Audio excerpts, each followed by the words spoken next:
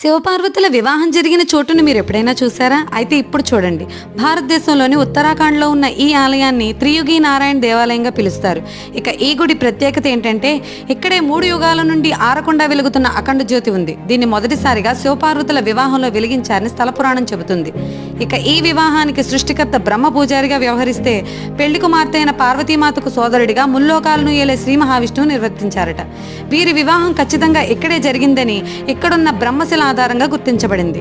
ఈ ఆలయం చూడడానికి అచ్చంగా కేదార్నాథ్ ఆలయాన్ని పోలి ఉంటుంది. స్వయంగా ఆది శంకరాచార్యుల వారే ఈ ఆలయాన్ని నిర్మించారట. అలాగే ఈ ఆలయంలో 4 నీటి కుంటలు ఉన్నాయి. అందులో మొదటిది రుద్రకుండలో నీటిని స్నానానికి, రెండవది బ్రహ్మకుండలో నీటిని త్రాగడానికి, మూడవది విష్ణుకుండలో నీటిని శుద్ధి చేయడానికి, ఇక చివరిగా సరస్వతి కుండలో నీటితో నైవేద్యాలను సమర్పిస్తారు. అలా శివపార్వతుల వివాహం జరిగిన ఈ ఆలయం హిందూ వివాహ వేడుకలకు ప్రసిద్ధ ప్రదేశంగా మారింది. Her her Mahadev.